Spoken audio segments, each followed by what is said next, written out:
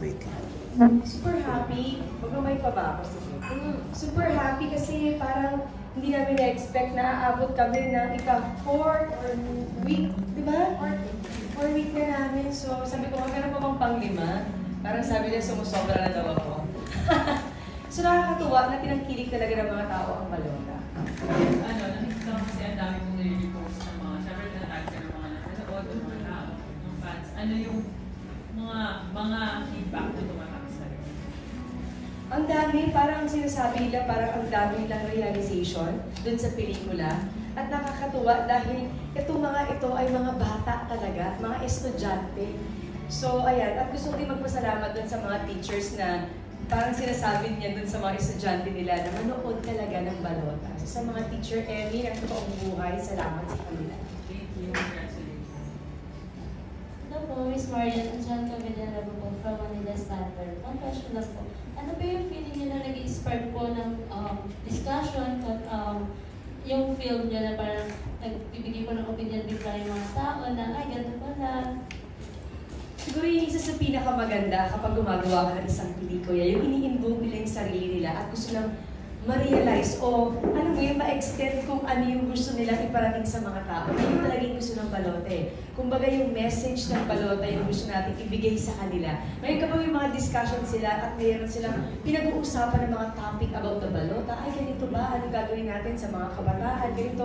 So ang ganda na nagiging topic siya kasi yun talaga yung realidad ng mundo natin. Alam mo yun na parang gawin natin na mas maayos kasi sinasabi nga natin, di ba itong mga next generation, sila talaga yung kailangan natin. Just in time po sa upcoming election po, no? Ano po yung gusto niyo pong message na may padating sa mga, lalo na po sa mga new voters po? Na huwag sayangin yung boto nila. Sabi nga natin dun sa pelikula, kung akala mo yung isang boto mo ay hindi makaka-apekto, hindi totoo yan. Lahat tayo pag bumoto, lahat tayo bilang, lahat tayo may karapatan, at lahat tayo mahalaga. Working on the film is smart because of the outreach po. Working on the film po, parang na ano rin po ba kayo na parang ganito pala yung tunay na nangyayari. Kasi parang ano ko mag-spoil? Okay lang, ika-apat na week. Pero kasi di ba may pinapipili ang dalawang politicians, tapos pareho pala sila evil, gano'n. So parang may realization ka rin ba na in real life, ganito talaga yung nangyayari? Ako mahirap mag-pinpoint dahil ako sa totoong buhay, hindi naman ako naka-experience na inaabutan ako para iboto ko sila. So siguro nakakalungkot kung may ganito talagang pangyayari at katotohanan kung nung araw man yan, may nangyaring ganito, parang nakakalungkot na may ganito talagang nangyayari sa atin. At okay lang sana kung, sige na, bumili ng boto, yung iba pumapatay pa. Diba yung mga kalaban and everything. Siguro more on sa probinsya yata mas nangyayari ito eh. Kaya siguro yung balota, wake up call sa kanila na baguhin natin yung ganitong sistema natin. Lahat tayo tumutulong para mas umunlad yung bayan natin, lahat tayo maging okay sa isa't isa. So hanggang pwede natin i-contribute para sa bayan natin, yun naman talaga yung gagawin natin lahat. Any behind the scene moments na pwede mo pang i-share? Kasi parang local to man yung natamaan ka ng camera sa ulo, habang sa isang eksena, mga ganun pang fun moments. Ayun sila Sasa siguro, tsaka si Sneer. Kasi yung mga eksena kami na ganun yung mga karakter nila, di ba? So pinaglalaroan namin sila direct na dinidikit ko yung mga mukha ko sa kanila. Alam ko na sabi niya sa isang interview, pero nagawa kasi namin siya ng maraming beses. So every time na may interview siya, sinasabi niya, tawa ko ng tawa. Kasi ako mismo, nung ginagawa ko yung sa kanya, nakita ko yung pakiramdam niya at saka itsura niya. Pwede siyang maging lalaki pag ginawa ko yun. Last question is Marian, are you open to accepting more challenging roles like this one since grabe rin yung pinagdaanan mo dito sa mga eksena sa balota? Of course, kung kayo ay may wake-up call sa balota, ito naman ang aking wake-up call sa paggawa ng mas maraming magagandang pelikula. Okay, thank you so much po. Other questions po?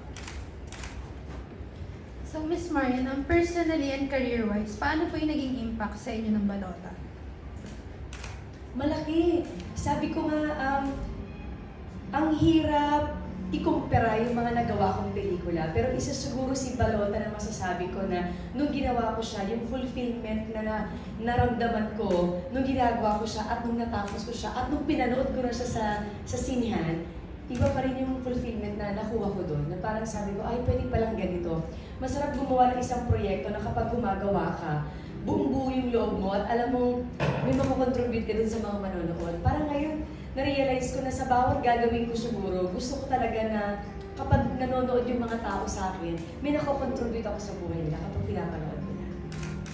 Ayun, what's next po for Teacher Emmy after Balota? Possible po ba na magkaroon po ito ng kasunod or parang sequel po? Parang hindi na, tinapos na ni Teacher Emmy. Nakulong na silang lahat. At tumakbo na si Sasa. For sure, mananalo naman siya doon.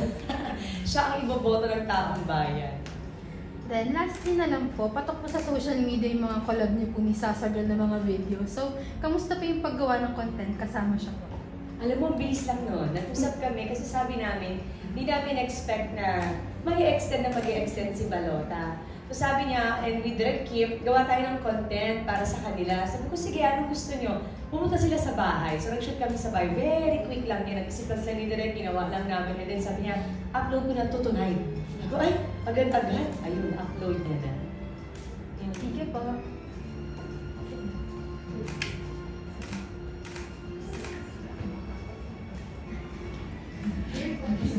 So, congrats again kasi 4th week na ng papunta niya tayo ng 5th and 6th. Tinanong ko na rin yan. So, Baka pa lang. May baka talaga. So, yun, kasi gusto ko na mag-throwback. Ano ba yung, marami kasi nag-stand out na scenes for me. So, personally for you, ano yung pinaka-favorite? Kasi nasabi ka na, may 4 weeks na tayo eh. So, ano pinaka-favorite na scene? Alam mo yung mga nanood na malapit sa akin, tinatanong ko sa kanila kung ano yung mga favorite nilang eksena sa akin. Iba-iba yung sinabi nila. Si Dom, ang pinakagusto niyang momentum ay yung pinatawagan ko yung anak ko na akala niya namatay yung anak ko. Pero may mga iba na gusto nila yung ending ko. Pero meron din gusto sila yung breakdown ko na galit ako na yung pinsan ko naman at yung pamangkin ko binaril. So yun yung mga highlight. Siguro yung tatlo na yun ang umiikot-ikot sa gusto. So ako yun na lang din yung gusto ko. Ang hirap kasi, para sa akin kasi simula umpisa hanggang dulo, para sa akin talaga, mahalaga lahat. Gusto ko lahat.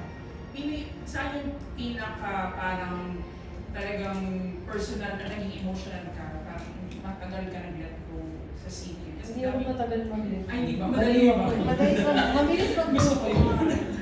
Oo, parang ano yan, siguro isa yun sa mga talent ko talaga na after the eksena, in 1 week, okay na ako, I'm done. Pero kapag kailangan uli ako mag-roll ako, mag-Teacher Emmy uli ako.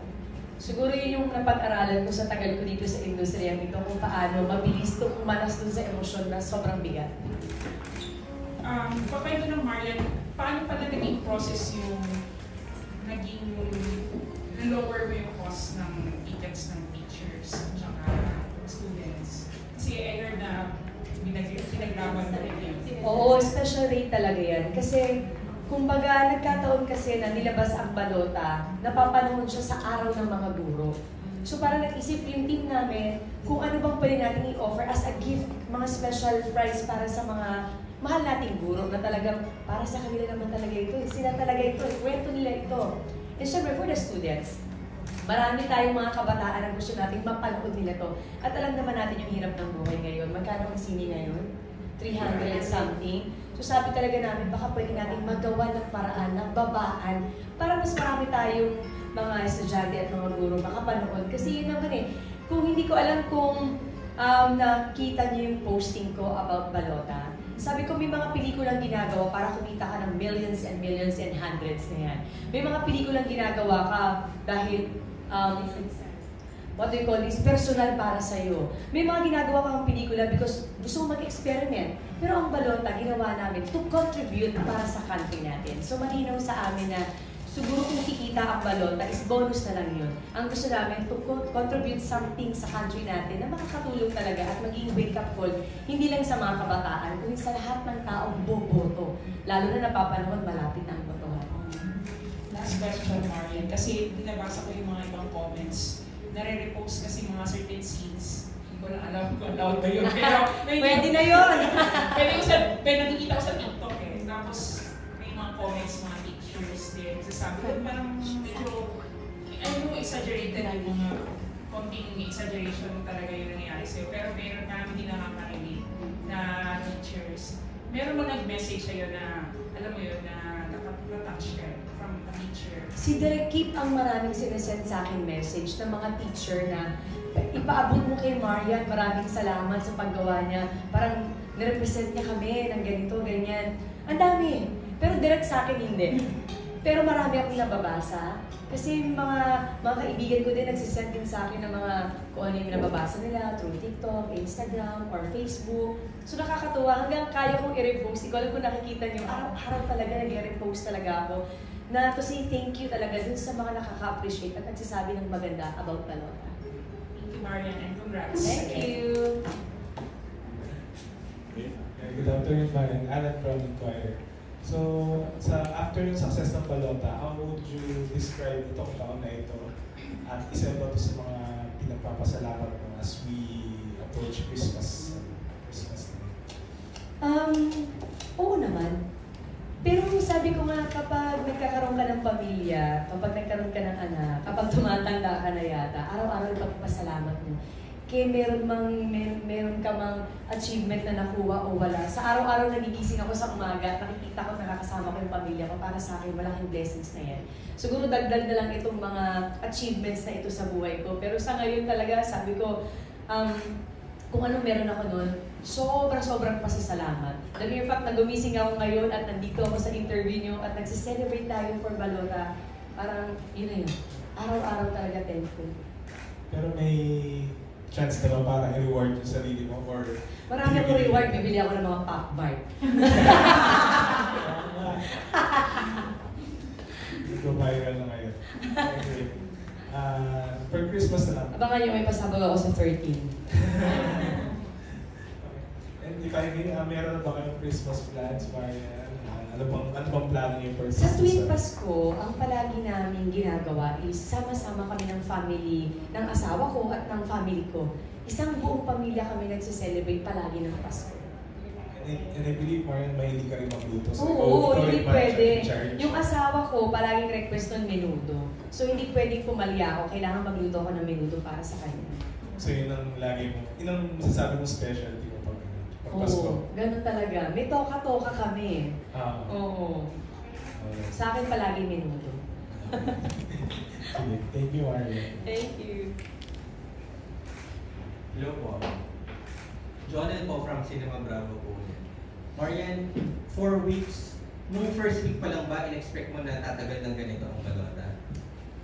Mahirap mag-expect eh. Masarap siguro gumawa ng isang proyekto na alam mong binigay mo 100% mo, maganda ang mensahe, maganda ang kwalidad. Lahat ng artista ay napakahusay. Doon pa lang sa material na yun, parang alam mo yun na magandang pelikula. Pero yung itatakbo ng ganitong kahaba, hindi namin masyadong in-expect. Kasi alam naman natin na Cinemalaya ito. Parang hindi ko alam kung first time yata sa Cinemalaya na nilabas sa sinihan at nagtagal ng ganito. At nung time ng Cinemalaya, napanood talaga ng mga tao at nagsusold out yata yung ticket talaga. So lahat ito first time daw sa amin. So lahat ito first time sa Cinemalaya. So very thankful. Siguro, isa lang ito sa mga senyales na mas marami pang gagawin yung mga Pilipino na ganitong pelikula na patangkilikin talaga. Kay Cinemalaya man yan, kung big screen man yan, o kung ano man yan. Maganda na bumabalik na uli yung mga tao para suportahan yung pelikulang Pilipino. Maraming first sa Balota, pero ikaw, hindi mo na ito first time, hindi na isang box office win. Anong feeling na ganun yung titles para sa'yo bukod sa primetime film? Salamat po, Lord. Salamat po sa lahat tumatangkilik ng mga tao na naniniwala sa ganda at kwalidad ng pelikula. Siguro hindi lang ako. Ang daming lalabas ng mga pelikula ngayon. So, i-wish lang natin silang lahat na lahat talaga ay maging successful. Lahat ng gagawin nating pelikula, kahit ako man yung bida doon o hindi, kailangan suportahan natin sana. And sa kabila ng mga papuri sa Balota, meron din naman mga nag-iintriga sa Balota. Anong feeling mo? Anong intriga nila? Kapag sinasabi nila, Hindi ko alam. for example, sinasabi nila na hindi naman talaga pinipilahan or pinapanood ang Balota. Okay lang yun. baka hindi naka-follow sa Instagram ko. Kasi nandun lahat ng mga sold out tickets ko at yung pila and yung mga comments ng mga tao. Okay lang yan. Sabi nga natin, hindi naman lahat mapiplease natin. Eh ngayon, kung walang pinilangan na sa paniniwala niya, ano mapapala ko? Ayan. Ay nako, kung sino man yun, invite natin siya. Huwag tayo balota. Bigyan mo siyang popcorn. And lastly na lang, ano ang message mo sa mga kabataan naman? Kasi syempre isang focal point din ng balota ang mga kabataan. Yung tulad ng sinabi ko kanina na mahalaga yung bawat boto ng mga tao, lalo na yung sa mga kabataan na hinuhubog natin sila sa mga susunod na henerasyon natin. Sabi nga nila, di ba, yung mga kabataan, pag-asa ng bayan. Para sa akin, naniniwala pa rin ako sa kasabihan na yan. Kaya huhubugin natin sila, alam mo yun, i-open natin kung ano yung mga posibilidad para sa kanila. Dahil naniniwala tayo, magagawa talaga yan at magiging posible talaga yan. Thank you and congratulations. Thank you. Nabasher pala tayo, hindi ako aware. Hindi ako aware. Meron pa po bang may gusto magtanong? Para na po ba niya? Sige. Sige po.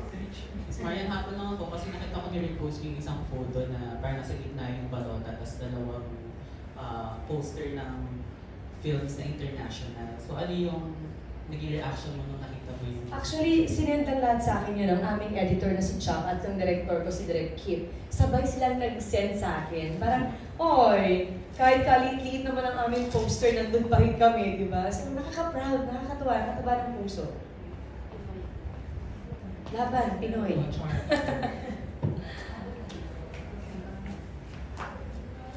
Hello Marian, congratulations sa balota. And isa to sa mga tanong ko nung last time, nung premiere. Kasi sabi ko, di ba nagkaroon ng bagong re-edit ng balota? So, di ba may mga iniksian, tapos hinabaan pa, mas iba yung, kahit pa paano nag-iba yung So, ikaw ba, syempre marami rin kayo na-shoot na hindi napasama dun saan. Pero ikaw ba, may personally ka ba parang sana sinama pa to or mas dinagdagan pa to? Ay hindi, dun sa pangalawang edit, todo na yun na yung lahat. Oo. Hinabaan ng konti. Ang nawala kasi dun sa isa, yung kausap ko yung anak ko na nasa set, tapos kinis ko siya na sabi ko kung pinalansya niya yung damit ko. But the rest, nandun talaga lahat. Except for that one scene. And, eto na lang, sa isado ng buhay mo ngayon, kasi talagang, syempre, coming from Divine to Balota, talagang box office, hindi naman natin maki-question yun. Pero ikaw ba, as an artist ngayon, ano ba mas mahalaga sa'yo? Yung parang, yung box office or award, ayun. Siguro mas mahalaga sa akin yung fulfillment na mararamdaman ko pag ginagawa ko yung isang trabaho ko.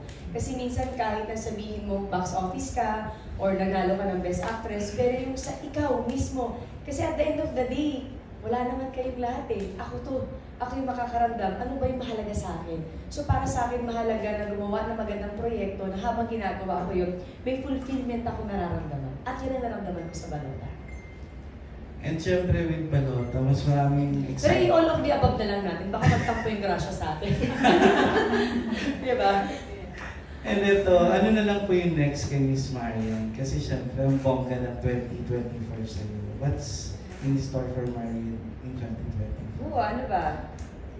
Madami kami pinag-uusapan, pero sabi ko nga, ang balota kasi is wala sa scheduling ko. Kasi ang ginawa ko na yung soap ko na may guardian alien. At dapat nga mas mahaba pa, pero sabi ko parang hindi ko na yata kaya. Hanggang sa pumasok si Balota na wala sa scheduling ko. So sabi ko, baka mas excited ako na hindi masyado pinaplano ko yung mga gagawin mo na minsan di dumadating sa'yo ng mga projects. Tapos gagawin mo na lang. Parang last week, merong lumapit na gusto gumawa ulit ng pelikula na gusto nila ako yung leader na sa pelikula na hindi ko na-expect na dadating sila sa akin. So, tingnan natin. Pwede ba teaser? Ano yun? Huwag na yun. Di ba lang oo? For next year? For next year yun. For next year. Teleserye, of course yung GMA palagi naglalambing na kailangan next year meron ako. Sabi ko naman, basta may magandang proyekto at naaakma na sa akin, di ba? Why not? May naisip ka ba? Leader ng mga nabubu. Marlon, habol ko lang since maganda yung 2024. This is going to be your 10th wedding anniversary. Yes. Oh. Plano, yung asawa ko yung nagpaplano eh. Pero si Dong kasi siya, medyo sentimental naman talaga yung asawa ko. Nung alam namin na ito na, parating na, sabi niya sa akin, they want to celebrate. Sabi ko, bakit? Ikaw ba gusto mo? Ako kasi, the mere fact na magkasama kaming dalawa, maayos ang relasyon namin, maayos yung mga anak namin, okay na ako eh. Sabi ko gano'n, pero si Dong talaga yung, hindi, gusto ko na i-celebrate natin to dahil 10 taon na tayo binibigyan ng Panginoon at hindi tayo pinababayaan. We need to offer Him everything. Not for anyone else, but for Him. Sabi ko, yes, sige, go, amen, okay. Napaoo na agad ako, napayes na agad ako. Wala pang Father, believer. So may ganun, may renewal, may pinaplanong renewal. Very simple with family. Very simple. Sa very simple na yun, sa bahay lang pala. Why not? Ang laki naman ng bahay niyo, yung mukha na ma-resort yung bahay. Other questions po? May follow-up questions? Smart. Christmas wish na lang po. Minsan ang hirap niya, no? Anong Christmas wish mo, anong gusto mo, gano'n. Basta ang palagi kong wish is tungkol sa pamilya ko. Na sana palagi kami gagay ni Lord sa tamang landas, higit lalo yung 2 bata. Kasi sabi ko nga, sa totoo lang, ang daling magbuntis, palagi ko yung sinasabi, ang pinakamahirap talaga magpalaki ng anak. Yun talaga yung palaging, for sure, lahat ng mga mommies, nakaka-relate talaga. Yun talaga yung na parang kailangan talaga hubugin mo sila para maging mabuting tao talaga. At yun ang pinakamahirap gawin talaga na i-guide mo talaga sila all throughout. Siyempre, nobody's perfect naman bilang nanay, hindi ba? Pero talagang itatry mo yung best mo sa lahat ng pwede mong gawin para sa anak mo. At ang hirap patiin, malaki na sila eh. Yung isa very active dun sa football, basketball, yung isa nagsusweeping, parang okay, sige, game. So yun siguro, more on sa family namin, higit lalo dun sa 2 bata. Diba? Na talagang maintindihan nila yung buhay at ang pinakamahalaga yung totoong joy na meron sila. Okay, I guess that's it for our Q&A for today. We'd also like to acknowledge earlier GMA Network Senior Vice President for Programming,